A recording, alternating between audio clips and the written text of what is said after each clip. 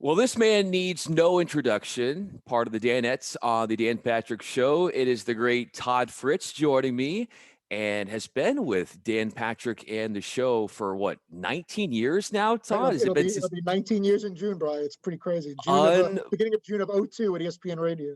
wow. And to see where you've come to this day. I mean, you look at where this show, which obviously airs weekdays 9 a.m. to noon on the East, and we hear it all over Fox Sports Radio, Sirius XM, also on Peacock. I'm an anchor at Fox Sports Radio, so occasionally at the I top. get all your emails and all Oh, your you do? of course I do. I have my Dan Patrick account and I have my iHeart account on my phone. So I got my work emails and everything where I'm pestering the agents and the PR directors to get the guests. But I get to take a breather and go to iHeart, and I'll get all the news feeds and clips, and you keep me up to date on everything that's going on. So that I appreciate that anyway. You're like, well, this guy just stopped emailing me. I mean, I've No, got not at all. so many other Those things. are very helpful because just when you think you saw everything and you heard everything and you're up to date on and all that, I see what you send and I'm able to make sure that I'm definitely on top of every single thing happening to the minute. So it's very cool. Speaking of being on top of things, you certainly are as a producer, executive producer. You book talent that comes on the show as well. And like we talked about, you've been with Dan Patrick for nearly 2 decades. So it'll be a really fun time here on this to dive into your career and point out some of the milestones and some of the funny moments and what really brings out your personality. And I'm first of all, I'm looking behind you, Fritz, and is that a Drew Lock jersey that you've That would not be a Drew Lock jersey. That would be a Peyton Manning jersey. Yes, I know you know. I unfortunately can't say I got Elway on the other side of the laptop, and I got all kinds of other Bronco knickknacks and everything, and just started rooting for them when I was about 7, 8 years old. Fell in love with the orange and the nickname Orange Crush, yeah. and I loved the D with the horse, with the smoke coming out of the horse. I just thought that was the greatest logo ever, and it was back in '77, and about a few months before they ended up losing to the Cowboys in Super Bowl 12, 27-10 in New Orleans, Louisiana, January 15th, 1978, by the way. That I decided that was going to be my team, and the original 7 was Craig Morton and the guys they had back then, and I'm like, this is going to be my team. And then once Elway came aboard and shunned the Colts and the Yankees to be a Bronco, then it was real easy to stick with Denver as my team. What did you do with that Paxton Lynch jersey you had? You know what? I'm tired of seeing all those promos and commercials and all the graphics. I'm sure you saw like on Sunday Night Football and stuff. They'll have all the horses going around the carousel of Mhm. all the quarterbacks that didn't work out. It's very depressing, and it seems like Super Bowl 50 against Carolina might as well have been 20 years ago. To see my team the last 5 years to not make the playoffs and then slip behind the Chargers into last place, it's really unacceptable. We got very spoiled in past years when they'd win the division every year and Peyton would put up 40 points and the no-fly zone wouldn't give up anything and defensive scores. And now it's like aggravation just to see them get a couple of first downs on a drive. It's like a big deal. I can't believe how low we've come, and hope they. And now we got to deal with Patrick Mahomes and the Chiefs in our division. Forget about the Raiders and Chargers that have gotten better, and Justin Herbert now. And so I don't know what the Broncos are going to do, but we got to get out of the basement. We can't stay there much longer. The Denver Broncos might not be the best recently in getting quarterbacks who work out, but I know one thing that is going to work out, and it involves what's written on your hat. Bad Cupid. I want to hear more about this and what this is all about.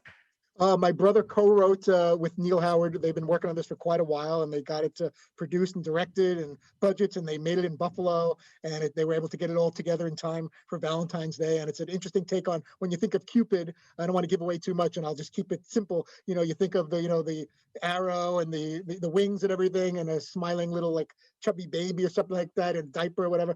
But Bad Cupid, just by the title, there's a deviousness to this particular Cupid. It's trying to get a couple back together, and it comes out tomorrow, and you can stream it all over the place. And if you Google Bad Cupid or IMDb, you'll get more information about it. But we're excited about it. I had a little box in the mail that came yesterday, and I had my Bad Cupid shirt came Look and at that. my hat. And you were kind enough to let me shamelessly plug my older brother's newest Of venture in course. co-writing this movie. So it's exciting, and I just figured you'd get a kick out of it when we come up on Valentine's weekend. That my brother co-wrote this movie, and it's getting really good reviews, so we're pumped about it. You have a lot of talent in your family, obviously, from what you do, what your brother does, and even Dan Patrick has brought up the movie as well a little Yeah. bit on the program. What does your wife think about Dan Patrick? My wife loves Dan. What's funny is I remember him calling our house. We were living in an apartment in Connecticut. This was before she was pregnant with our first child. We have and now he's a Syracuse freshman studying sport management at Falk College at Syracuse. Shows you how long, puts that in perspective, how long I know Dan. And he called, my wife picked up and he's like, can Todd come out and play? Or he said something cute, like, to come to the phone. And the fact that like I started with him in June of 02 and my son was born in August of 02. And then we had a daughter in April of 05. So this is before, I have an 18-year-old and a 15-year-old. And we were just starting out our family a couple months before my son was born, and he's been to the bar mitzvah for Jordan and the bat mitzvah for Lindsay, and he's come to special events, and my mom thinks the world of him, and he's taken really good care of me even back from the ESPN radio days. And when he left to approach me and Paul Pabst and Patrick O'Connor, we were all working together at ESPN Radio. And then Andrew Perloff came along from Sports Illustrated, the famous McLovin, who sits next to me in the back row there.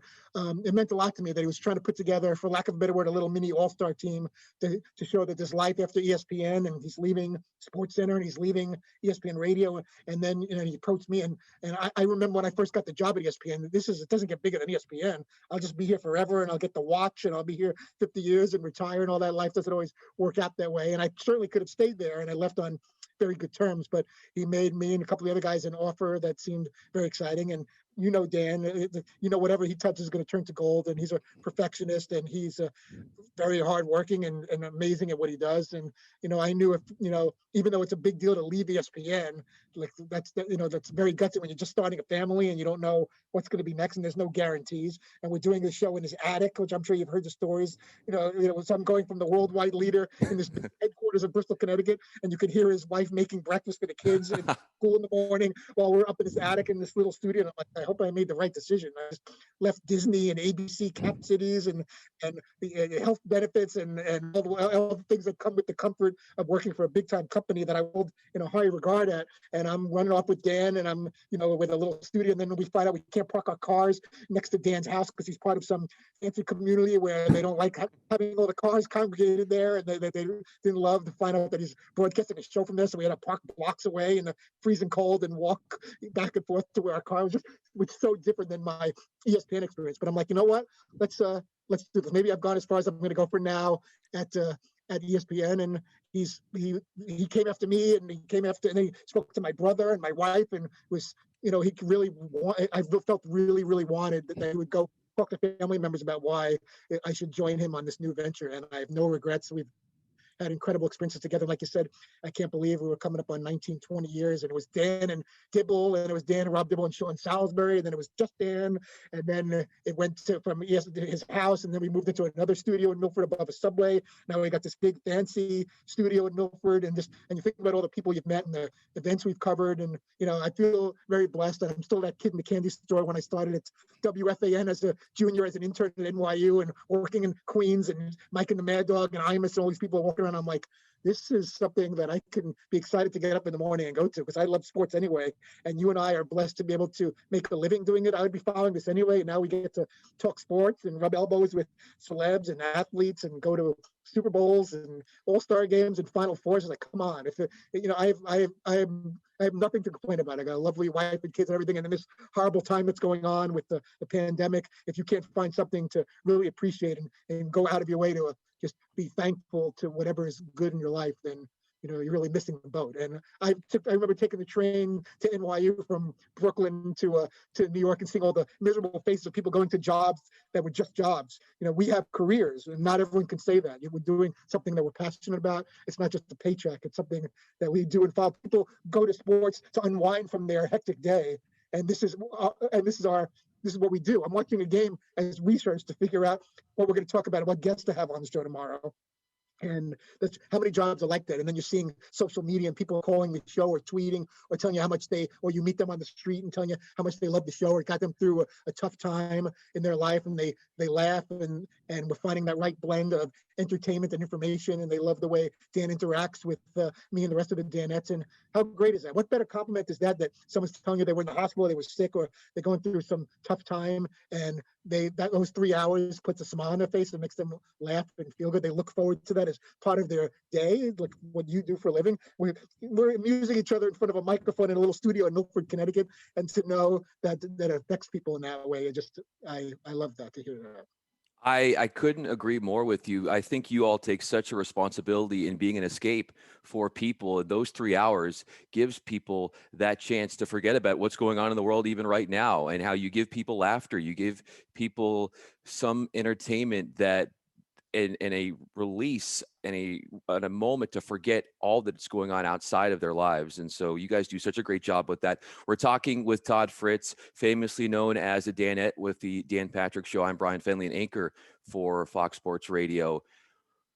We spoke about you early on, the meeting and working with Dan, and how kind he's been to you over the years. What's a moment of his kindness off camera that was unsolicited, something he did for you, did to help you, that showed you just what a kind-hearted man he is and how much he cares? Well, there's several, but a few would just be, from even basic things like gifts, and seeing how my family was doing, just starting out as a new parent. He's got 4 grown kids, a son and 3 daughters, and knowing what it's like to juggle work responsibilities and, just starting out. Advice. I'm not, I don't know if you're aware of this, but I'm not ashamed. There were some stretches where I missed a period of time at work, and we make little jokes about, bowel related things and stuff, which I've learned to kind of play along with. I have Crohn's disease, and I've learned that to handle something like that, which is a scary thing. I was diagnosed when I was 15. I've had multiple surgeries, and it's something I deal with every day, but he genuinely cares about the people he works with. And he's gone out of his way to make sure I was okay, and I'm eating right, and I'm exercising. And I still need to drop more than a few, but he's worried about us and cares about us as people, not just Fritzy, get me that guest, or Yeah. Seton, I need that sound, or I need that piece of research, or whatever it is. We have work to do, and he's a perfectionist, and he demands us all to be ready to go in the morning. But checking in on me when I was in the hospital or when I was home, and just things like that shows that we're more than just employees. We're not just pieces on a chessboard. He wants us to be part of the show. And it was his idea to make us characters on the show. It was his idea. He wants ideas for poll questions. He wants our feedback on guests, the rundown, anything and everything that you see on Peacock or you hear on Fox Sports Radio and iHeart and Premiere. Everything is collaborative. It's not a dictatorship. He demands us to be ready to go. He wants our feedback. If I came in the morning, he goes, here's a list of people I want you to get on the show today or this week, and just stay quiet until I call on you. So if it was something like that, I wouldn't be working with him almost 20 years. I worked at WFN in New York. I worked at a sports radio station in LA with Jim Lampley, KMPC. I've worked with Imus and Mike and the Mad Dog and Jim Rome and Gary Miller and Chris Myers and a lot of different people. Firestone, I've been very blessed to work with a lot of big guns on some big time shows. But there's something really special about Dan. I love his work ethic, and I love that he includes us and that it's our show. It may say the Dan Patrick Show, parentheses featuring the Danettes, or we have our little nicknames and Paulie and Fritzy and Seton McLovin, but he doesn't run out the door when the show's over. He wants to know about our lives and stuff, and he wants that input. And I've had that to a certain extent with other shows, but there's no coordinating producer that's saying, this is how it's going to be. And Dan is just very, very collaborative, and he shows a side of his personality that you didn't get a chance to see on SportsCenter. I thought I knew who Dan was just watching him be a talking hairdo with Keith Olbermann and whoever else he'd be, lined up with at SportsCenter. And you're kind of stiff, and you make your little jokes and smile, and you got your hair, and you're reading the teleprompter, and you're doing your highlights. But doing the national radio show and seeing him behind the scenes and seeing that silly, fun side of him, where you're not in the suit and tie and just doing highlights or whatever. I saw a different side to Dan, and I'm glad I can call him a good friend and not just my employer and someone that I try to book big name guests for, or come up with some good research or topics for the show. And you can't say that about everybody. How refreshing and nice it is to feel important, and you're not just being told, this is your list of your responsibilities for the day, and then see you tomorrow. It's so not that way, and I'm grateful for that.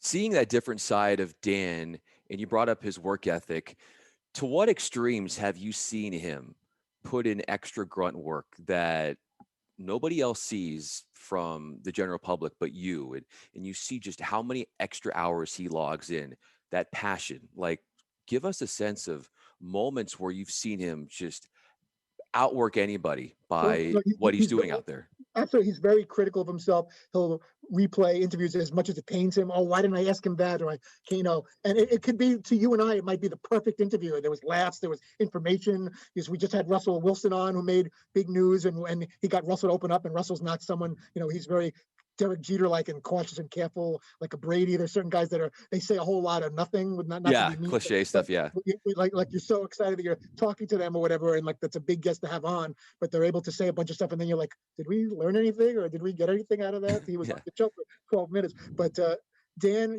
he gets very frustrated if maybe he worded something the wrong way or didn't follow up with a certain question, and so that really stands out. And that time he puts in, we'll be texting each other, and I mean, for Paul, Patrick, and Andrew, and me and Dan, we're on a group chain all hours of the night about a guest idea or a piece of video we should use, or something as simple as something, a chyron on the screen, whatever it is. He's all about the details, and as great as an interview is, he's able to put that behind him, and he wants to do that much better the next time. This segment was good, this show was good, but tomorrow it's just the glass ceiling kind of attitude. Like, we can be better. If the public, if the viewer, the listener thinks that's a great interview, or Fritzy did a great job getting that guest on, or whatever it is, but okay, now what else can we do? What can we do to take it to the next level? And he challenges us every day to be with him on that. I'm sure it's exhausting from 3 hours a day every day. And some days, sometimes of the year, there's not a lot going on. During the pandemic, when we were zooming in, there were months at a time where there was no games. Like, how are we going to do a 3 hour show? I'm sure you experienced that too. What are we going to sure. talk about? What I'm anchoring, I got to give like scores and news, and there's nothing going on. And that was going on for months. And we Yeah, still, I feel, and I'm biased because I'm been with Dan Patrick and with the show so long, that we managed to still be informative and fun, and not take ourselves or what was going on in the world too seriously, and providing something light.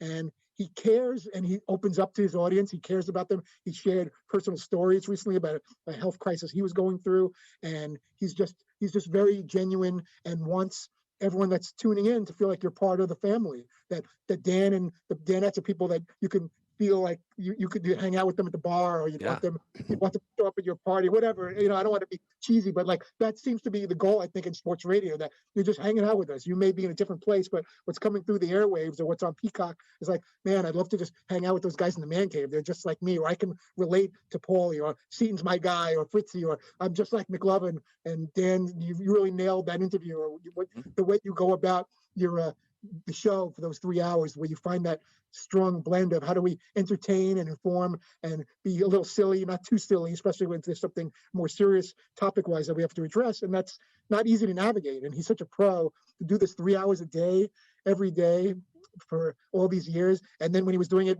on top of his sports center responsibilities at ESPN Radio, he'd do a 3 hour show, and then he'd have to get in his suit and tie and run over and start getting ready for sports center. That's amazing. Those are the kind of people you want to be around, and be just be next to and with, and go on that journey with, and just be affiliated with. So I'm very proud whenever I think about like your resume or my experiences and what I've done or where I've been or who I've worked with, Dan features very prominently, not just in the fact that I've been with him longer than any other show or host or talent, but I take a lot of pride in that. It's like that, and I know how he feels about me, and that he came looking for me and a couple of the other guys to like leave the worldwide leader to, all the people he's worked with over the years, that he found something in me and a couple of the other guys that like, I need these pieces. If I'm going to be successful beyond the 4 letters, I need that Fritz guy. I need Paulie. I need Seaton. I need Andrew to make this work. And there's no bigger compliment than that. It's not like we ran over to him and said, "Oh, take us with you, please." We were all doing fine at ESPN. We weren't going anywhere. I know there was, unfortunately, layoffs recently, but at least for the several years that we haven't been there since like '07, we were all held in high regard. No one was looking to, kick us out the door. We could have stayed for, I'm sure, a long time. But Dan came along, and I'm like, wow, if Dan thinks that much of us, and he's leaving Sports Center and ESPN Radio and everything, let's do this. And wow, it's been cool. He thinks that much of you because, in large part, the ability you are to relate with the guests and bring on all sorts of different people. I can't even imagine, Fritzy, how big your Rolodex is and how you organize all that. And like you said, You don't know when a story is going to break. And so it could happen at any hour of the night, any hour of the day. And then you've got to be on the phone and say, we got to get so and so to get on the show and talk about it. What has been the single instant where you had to be the most aggressive in your action in tracking down a potential guest on the show and it worked out where you got him or her on? Yeah, that's tricky thing with that is you have relationships, as you know, like with PR directors of teams, and Mhm. usually when it's the off season, they don't mind as much unless it's a very overprotective PR director. Like then when it's the off season, they're done. Get them however you can get them on the show through a manager, a publicist, a marketing Mhm. person, or a commercial, what product that they're selling. But when it's in season, I'm trying to think of a specific example, but I've pissed off my share of PR people that either said no, that this person's not available, or I just went because I had their direct number, and I try not to do that because I really respect and try to honor my relationships with the team PR. I always go to them first. But sometimes when you feel like you're not getting anywhere, or that guest has appeared on other shows, or their teammates they've been on that show, I'm like, I Yeah. can't just sit and wait. I have to be Yeah. aggressive at the risk of pissing somebody off. Like we had Shaq Barrett on today, and this is not necessarily the best example, but I hadn't heard back from the Buccaneers PR, who I have a very good relationship with. But and it doesn't mean just because I haven't heard back doesn't mean they're okay with us. It's not an invitation to go find the player some other way. But Sure. if we're gonna get the more days that go by, it's less special to get somebody from the team, especially a Shaq Barrett, or if you can get a Brady or a Gronk or Arians or whoever it is that you think is someone like a high level person you want to get on the show, and not just put anybody on just to check a box that you got a Buccaneer on. Mhm. So there's a select few, especially for the Dan Patrick show. I feel the pressure sometimes of like it's got to be this guy, that guy, or forget it. Then it looks like we're being desperate. We'll just take the backup cornerback that played 4.5 minutes and had a half a tackle or whatever. That's not how our show is. We've gotten to a point where if it's not Brady or Gronk or Shaq Barrett or something, you just forget about it, move on. So to answer your question, it's like I walk that fine line. I never want to get Sure. that cold text or that email from an angry media relations director saying, "Was so and so just on your show? I didn't set that up. What is that all about?" But today's already Thursday, and the game was 4 days ago. And so once I didn't hear back after a couple of days, and again I try to be sensitive to that. I'm Yeah. like, I think it's okay to start reaching out to agents. I'm sure they're getting bombarded. The team, maybe I'm even doing them a favor in somewhere. At least it makes me feel better to think that. Like they Yeah. get bombarded with so many requests. They can, even though you would think the Dan Patrick show would be a priority, they can't take care of everybody. And maybe it's easier for them if I just go, because they got so much on their plate. I'll just kind of not go rogue, but if there's another way I can reach somebody, then I think I owe it to myself and the show and our audience to try to get those people on and not sit and wait and go, oh, well, they didn't get back to me. I got to be more aggressive than that, at the risk of getting that dreaded, what the hell's going on here? We said he wasn't available, or why did you go around us? And it doesn't happen that much, but I'm a sensitive type, and my I can only be at my best as if I have good relationships. That's how this business is. You want your name associated with positive things. I don't want to be too much of a pest. Am I over emailing someone? Like it's like, I've gotten those before, especially in my early days. It's like, you just sent me a note 2 hours ago. He's not booked yet. I didn't get a chance to talk to Doc Rivers or Kawhi Leonard or whoever it is. It's like, and then you start, you feel like, oh, I think I stepped on toes a little bit. I'm pissing off the PR guy because I didn't give him more than a few hours to get back to me because I'm like so obsessed with booking that next guest that I think we need to have on. So I walk that. It's not something you learn in school. And as you know, there's a lot of things that we're doing for a living that is not some journalism class or in some book. You learn on the fly and as you go, and observing how other people do their jobs around you in various newsrooms and TV and radio stations. And, I'm proud of the relationships I've gotten over the years, and, the combination of the Rolodex, for lack of a better word, and being able to call from the Dan Patrick show, puts me in good position to hopefully have that good get, as we like to say in the business, and get that person that everyone's trying to get, but they end up somehow on our show or on our show first. How can you be a sensitive type when you are meandering the underworld of stand-up comedy and putting yourself out there like you've done? I still can't believe I did that. And I give a lot of credit to what the person that Dan refers to as the French kid, and one of the behind the scenes guys, Brendan.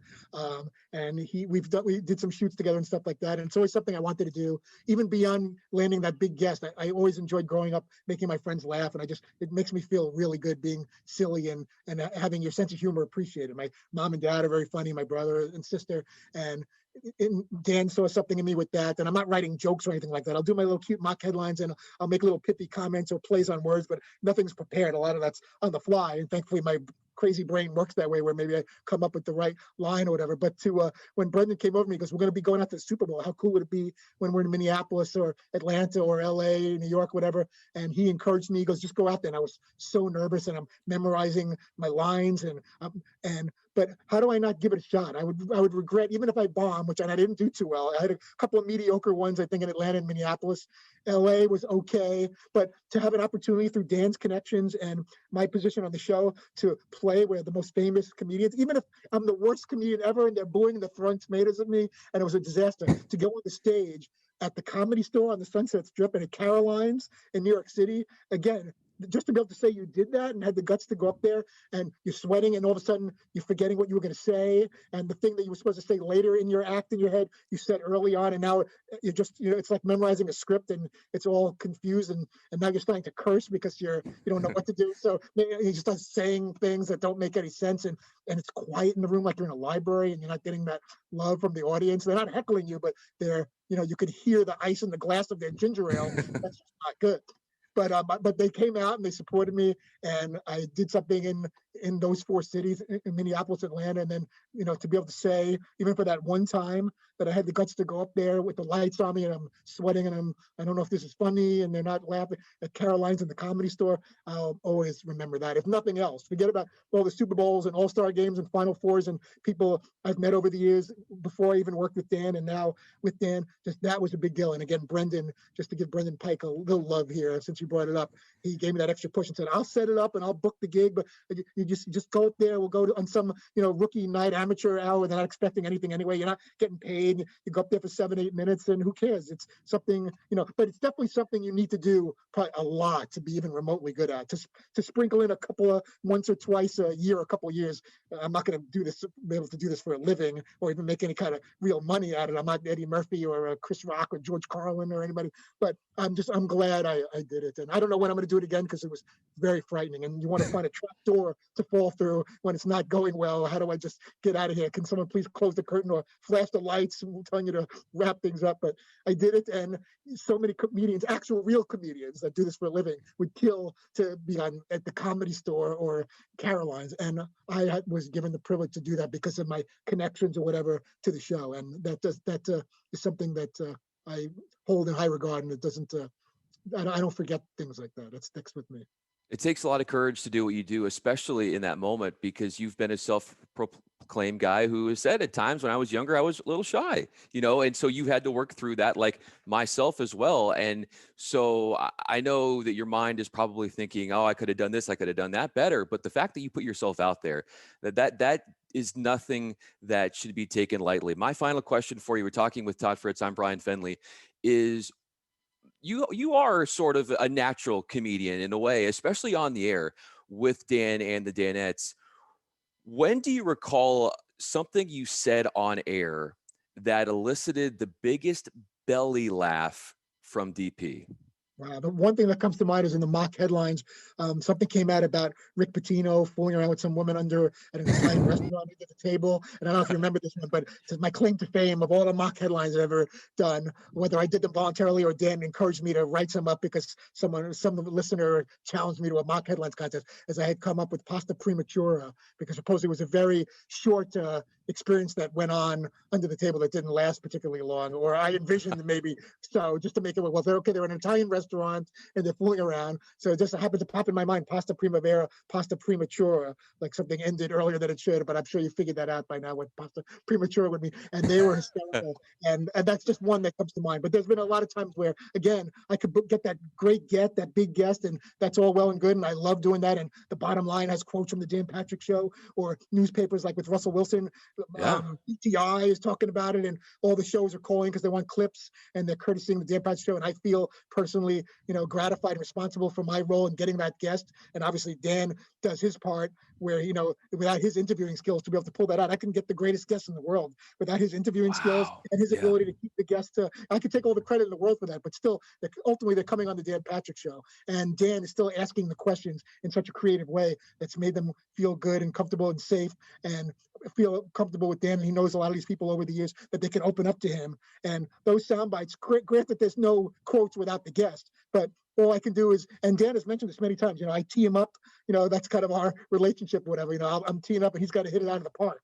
I can give him every possible guest you could ever want each day, but unless it's Dan not on his game with his amazing interviewing skills, getting them to open up and say things that may become newsworthy, then it doesn't matter who's on the show. Sometimes some of the best sound bites come from writers which is fine, and broadcasters, or someone that covers the sidelines. Or it's not always, you can get the A level guest and that looks cool on a rundown, but a lot of them just do coach speak or player post game speak. One day at a time. We got to stay within ourselves. We've heard all the little cliches that don't get you anything, but I love our relationship in that if I go into it feeling like I'm one of the best in the business, I like that. At least that's my attitude. Just like when you ask a player, are you the fastest runner, or are you the best hitter, or whatever, their attitude, whether it's true or not, you have to have that confidence in yourself to say, yes, I should have this position. I'm the one that should be doing this. And to have Dan on the other side of the glass, the best interviewer, handling hopefully the best guests, if I'm doing my job right, the newsmakers, and then everything that Paulie and Andrew and Seton bring to the table, and all the behind the scenes guys that bust their butts, that's powerful. And that's why the show is held in such high regard, why it's lasted so long. And when you see little rankings which we don't really care about, but still it's nice to be thought of, and to be the last 3 straight years to be nominated for a sports Emmy for best studio daily show, or different rankings has us up in the top echelon of sports talk shows, and Dan among the top anchors. That doesn't surprise me, but it's flattering, it's encouraging. We're still going to do what we do, whether we were 50th or first, whether we win sports Emmys or we're not even listed, whatever it is, we know we need to do and what we want to do. But it's nice to be acknowledged and be seen as that's the show, the Dan Patrick Show. That's where you want to be. That's the show you want to be on. If Fritzy's calling you, you must be a big deal that he wants you on the show. That's what I like to think on the other end when they get the email, the call from me. It's like, I better stop what I'm doing and say, yes, that's the show to be on. And that's the approach I'll always take. There's no show better than the Dan Patrick Show with the Danettes. And like you said, DP is the best interviewer in the game today, and there's not even anyone close. The relatability of your crew is so important, and why you've become such a brand globally as far as the sports world is concerned, and the ability to connect with others. I think that you guys do such a fantastic job with that. And Todd, it's been an honor to have you on. I really enjoy this. And I want everybody to know, please go check out the film from Todd's brother that's about to get out. It's Bad Cupid, as you can tell from the hat. Everybody just go on Google, do some research, go watch it, go all over the place and find it. I appreciate that. It's video on demand, and all the different Rokus and all these different places. You pretty much anywhere where you can get movies. It debuts tomorrow, and I'm so proud of my brother. He's worked in Hollywood on different TV shows and movies, and co-writing this just in time for Valentine's Day. And very kind and thoughtful of you to let me wear the hat, and to mention that you're a good man for working that, and I appreciate you asking me to be on the show. Oh, well, it's an honor to have you. I didn't even know how you have time for me, based upon how busy you are. With all that your brother's doing movie-wise, it's probably not going to be long until he does a movie on your life. And I think that I didn't have all of those resources, but I thought we had some fun diving into your career a little bit and what makes you who you are. But yeah, your life from Brooklyn to going to the West Coast to then to ESPN and what you've become today, that is a movie. And I hope that I get to see that. Maybe, I don't know, maybe I'll be able to watch the first premiere of it. That would be a lot of fun. That's very kind of you, and I appreciate that you the kind words about and appreciating what I do and what it takes to do that at a high level, and what the Dan Patrick Show is all about. And again, Bryan, it's very cool that you reached out to invite me, and it means a lot. I loved it, and I hope we'll have future opportunities to chat. Absolutely. You are the glue, you and the Danettes, to what makes the Dan Patrick what it is today. For Todd Fritz, who is a Danette, producer, talent booker extraordinaire, and comedian in his own right, I'm Bryan Fenley, an anchor at Fox Sports Radio. Todd, thanks again so much. Thank you very much for having me. I appreciate it.